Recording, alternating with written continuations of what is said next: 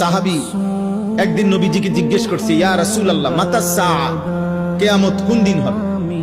নবী সাল্লাল্লাহু আলাইহি সাল্লাম বললেন, ওমা আ'দাত্তা লাহা, যেদিনে হয় হবে, বাকি তোমার প্রস্তুতি কি?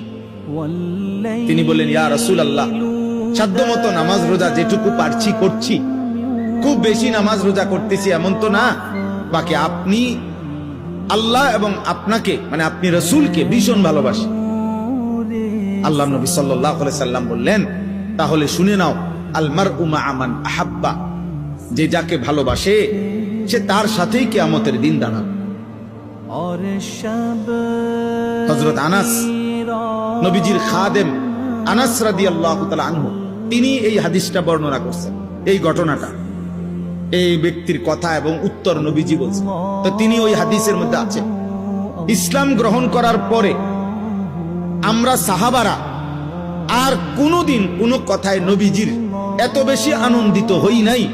সেদিন এই কথা শুনে আমাদের যতটা আনন্দ লাগছে যে আমরা নবী সাল্লাল্লাহু আলাইহি সাল্লামকে পূর্ণ ভালোবাসি আর আশা করছি ওনার সাথে আখিরাতে কিয়ামতে হাসরের ময়দানে একসাথে দাঁড়াবো, যে এই খুশিটাই আমাদের জীবনের সবচেয়ে বড় খুশি, যে উনার সঙ্গী হব, নবীজির সঙ্গী হইতে পারবো, নবীজির সাথে থাকতে পারবো হাসর।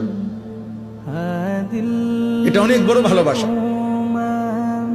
আমরা মনে করেন হজ উমরার সফরে যাই, এই বছর আমি উমরার সফরে গেছি রমজানের শুরু, এখন আমাদের কাফেলার মধ্যে 101 জন মানুষ উমরায় গেছে আমাদের সাথে, আমার শায়েখ আল্লামা মুফতি মুশতাকুন নবী কাসিম হাফিজাহুল্লাহ হযরতের সাথে।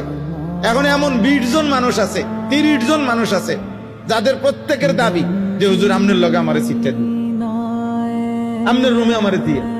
তাহলে এটা তার কাছে একটা আনন্দের বিষয় যে আমি হুজুরের লগে থাকতে পারতেছি।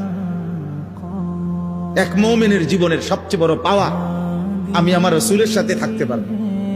সুবহানাল্লাহ। আল মারউ মা'a মান আহাব্বা, এজন্য এটা অনেক বড় নিয়ামত।